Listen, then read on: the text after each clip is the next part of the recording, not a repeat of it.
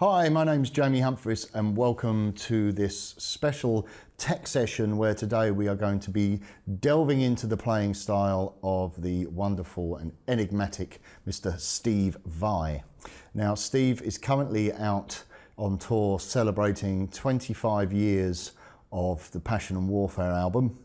A little bit confused because it was actually 26 years. But maybe it took a year, I don't know, to get the tour ready. But as he said, it's the first time he's ever played it live.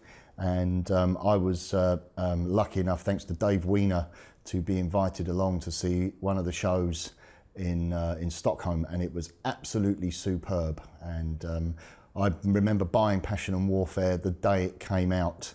So people of my age, well, I dare say people, other ages, that's a bit of a generalisation, but I know that for my generation of guitar playing, that album was just such an important album and has remained an important album. So what we're doing today is I've presented a little track for you, and I didn't want to do the usual kind of a bunch of licks over the top of a backing track. A Lydian backing track and off we go. I wanted to try and do something a little bit more fun, so I sat in my studio beavering away, and I've come up with my little tribute to two of my favourite tracks from Passion and Warfare, which are The Animal and Blue Powder. And what I've done is I've come up with a Animal style sort of 12-bar blues heavy riff for the first section with a nice kind of swung 16th groove.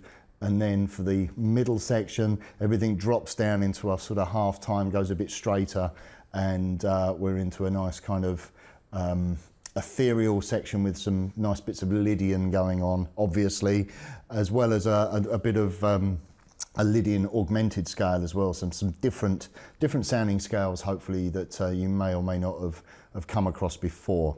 So anyway, let's delve into the first section. Now, sadly, you are going to need some gadgetry. I've actually, if I reach over here, I'll grab this. This is my whammy pedal, and this is an original whammy 1 pedal that I picked up in probably around about 1992 or 93. I bought this brand new, and what for this track I've used the adding a harmony, I think it was a 4th lower.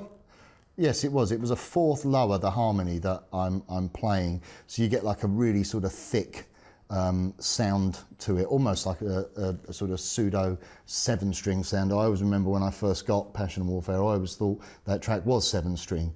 But anyway, so you are going to need something like this to be able to get the riff sounding authentic. Obviously you can play it without that. You maybe double some strings up or something, play it in 4ths, but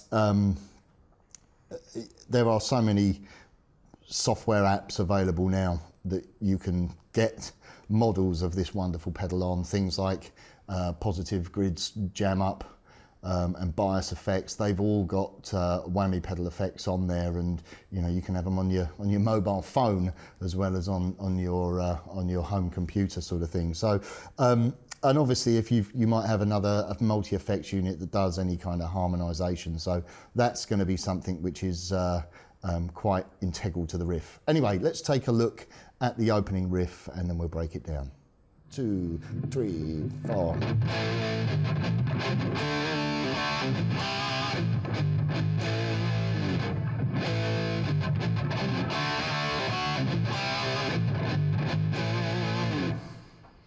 Okay, pretty straightforward really. We start on the push, so 2, 3, and 40, and okay, you're coming in prior to the beginning of the bar. I should also point out that the groove of this, the 16th notes are swung. So what that means, instead of going 1 and 2E and a 3E and a 4E and a 1E and a 2E and a 3E and a 4E and they're like groups of 3. 1, 2, 3, 1, 2, 3, 1, 2, 3, 1, 2, 3. So you get this 1E and a 2E and a 3E and a 4E and a So it's kind of got a little bit more of a sort of a funk sort of feel. If you listen to The Animal, you'll hear it. But things like Superstition by Stevie Wonder, that's the same sort of groove. So you're still kind of, you can count in groups of 3, 1, 2, 3, 1, 2, 3, 1, 2, 3, 1, 2, 3, da, da, da, da, da, da, but it's still groups of 4. Anyway, the riff itself is going, so that's 7, 5, 7, and then 5 on the D. That's 7, 5, 7 on the A and 5 on the D. And then we play 7. So you're pulling it a semitone, the 7 on the D. Pull off to 5 on the D, then play 7. So it's 7, 5 on the D. So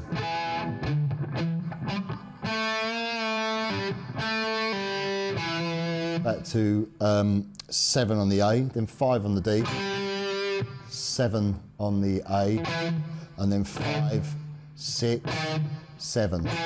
So I'll put that together slowly.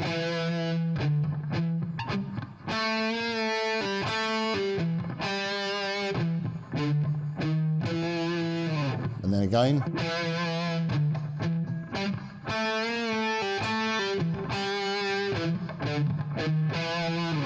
And if I put the whammy pedal in, you can hear it kicking the booster as well. It's a little bit thicker.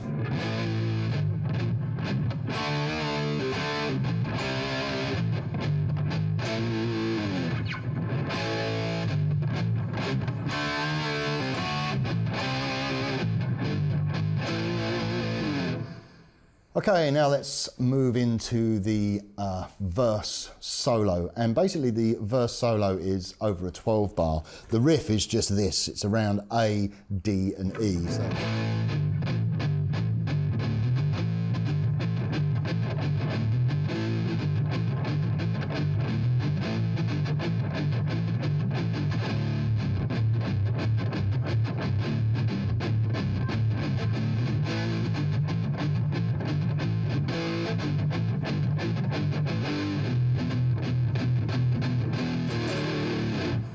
And then we're back to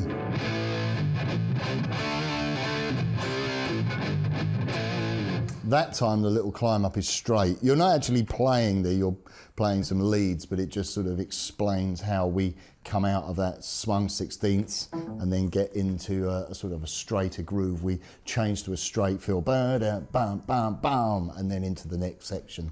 So it kind of pulls us into a straight groove on that little climb.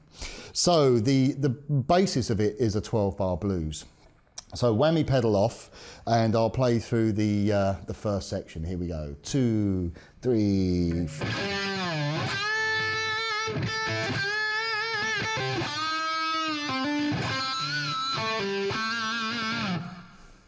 Okay, it's really nice to have a little bit of extra gain there, and also those upper mids, so that you get some nice sort of squealy pinched harmonics. I started off.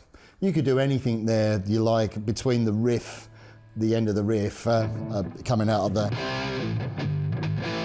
You could, click off the whammy, pull off to an open G and dive bomber. Do a little Steve Vai style gargle, or even a diving harmonic. I've just put a little bit of noise in there, a little bit of guitar trickery, if you like, to get you into the next section. So we're starting off by all kind of A minor pentatonic blues scale, bending 8 up a whole tone on the B string, and then 5 on the top E, and 5 on the B. And then we bend 8 up again, so that little phrase. Now the next lick, we bend 7 up a whole tone on the G string, pull off to 5, and then back to 7 on the G, and then play 7 on the G. We're pulling that slightly like a whole tone, but try and get like a nice squealy pinched harmonic. One more time.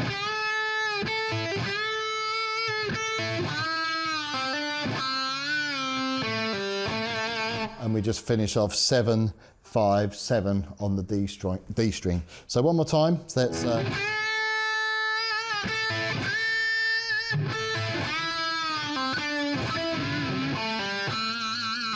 now let's take a look at the next lick. I'll play it through for you. Here we go. 2, 3, 4.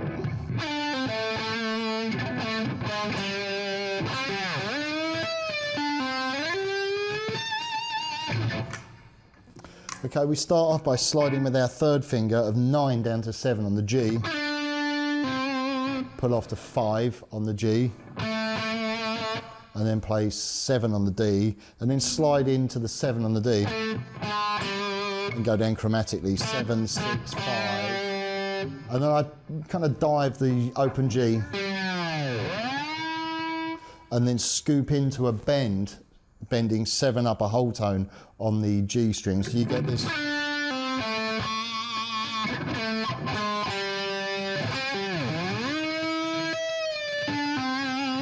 So when you bend up, I'm tapping on the 19th fret and then pulling off to the 5th fret of the G, and then slide up to the 12th fret of the G, bend up a whole tone, and then tap on the G string on the 24th fret. So the intro bit should sound a little bit like this. So we get.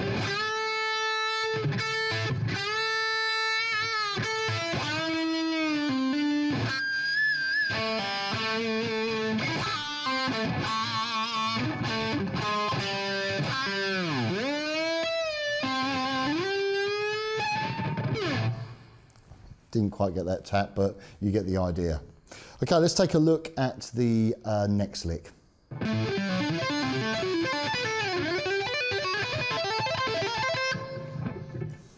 So we're kicking off tapping 17, pull off to 5 with our second finger, jumping over. I'm still holding the pick, by the way, with my thumb on my first finger. So I tap with my second finger, pull off from 17 to 5. Then my third finger taps 17 and pulls off from 5 to 4. And then I move up to the 7th fret and I tap 17 on the D, 17 on the A, pull off to 7.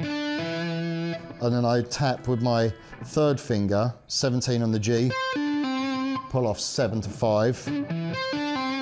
And then tap 17 on the D, pull off to 7. And then tap 17 on the B, pull off to 7 and 5. And then tap 17, pull off to 7 on the G. And then tap 17 on the top E and pull off 7 to 5. So you get this.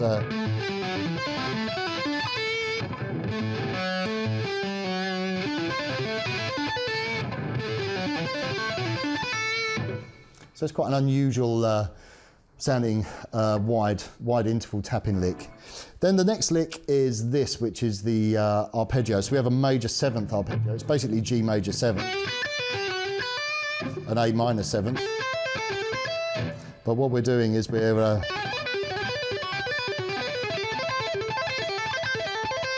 so you're tapping same finger combination, using your middle finger to tap the B string and using your third finger to tap the E string. So I'm going 15, 7, 8, 15, 7, 10, 7.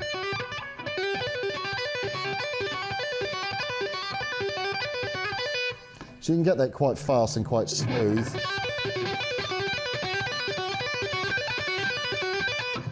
And then we're moving up, so we're tapping 17, pulling off to 8, and hammering 10. And then we're tapping 17, pulling off 8, 12, 8. So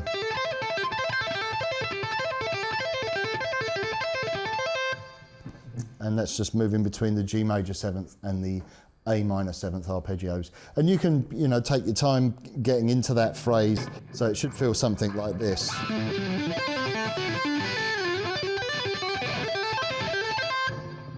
Okay, let's take a look at our next lick. Sounds something like this. Here we go. 3, 4.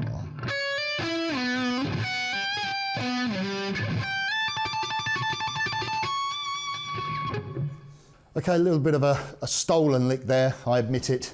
That lick is from Juice off of the Alien Love Secrets EP. That's a fantastic example of how Steve will outline a key or a chord and be just using these wide intervals. And I love that kind of, you know, jumping around in a very non-guitar-like form. So we have this,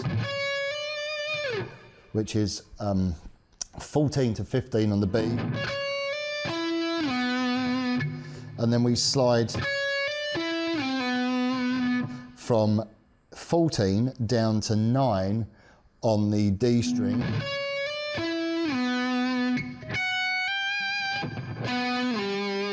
And there we have 14 and 15 on the top E, and then sliding 14 down to 10 on the A string. So we have this.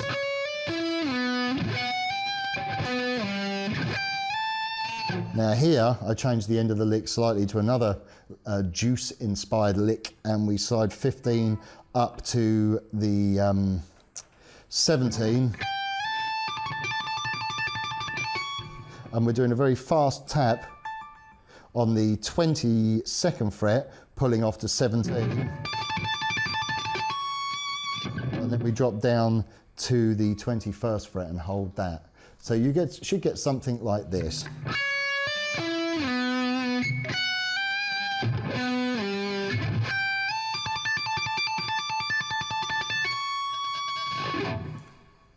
Okay, let's have a look at our next lick, which is over the E to D. I love the fact of how much weight that pedal, the whammy pedal, adds to the sound of that rhythm part. Anyway, so here's the next lick. 4.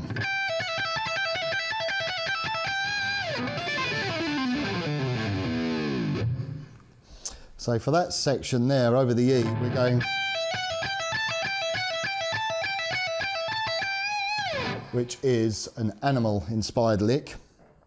We're pulling off 15 to 12, 14, 12, 15, 12, 17, 12, and then just round again. And wind up on 15, so.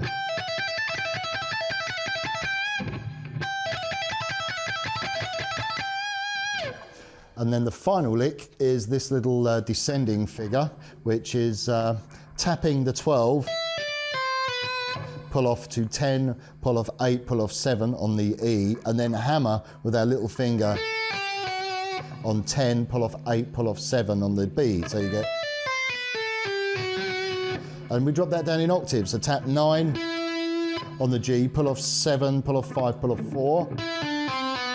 Little finger hammer on D at the 7, 5, 4, and then tap 7 on the A, pull off 5, 3, 2, hammer 5, 3, 2.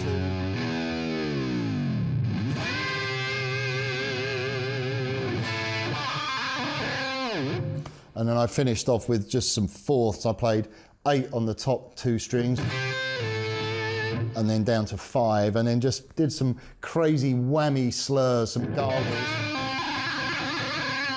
You know, he quite often turns the bar around, or you can flick it. That's a real Steve Vai sound, to just flick the bar so it kind of flaps on the strings.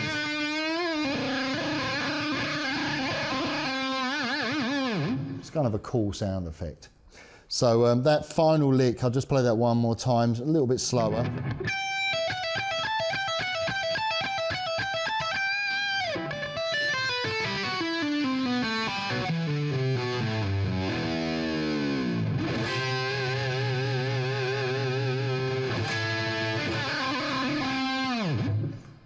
Okay, now we're into the next section, which is kind of a down section, and this was inspired by Blue Powder.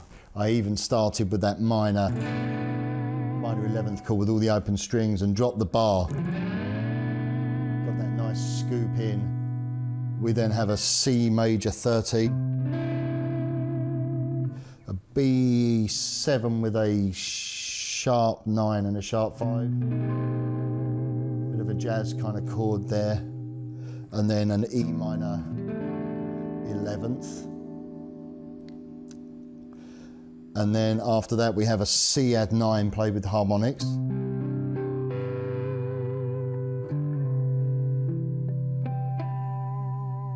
And then we have a G major 7th chord.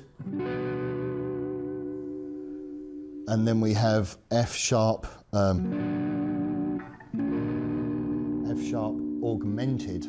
So there's quite a few opportunities there for some unusual harmony. Oh, we should say we resolve back to our B minor chord again.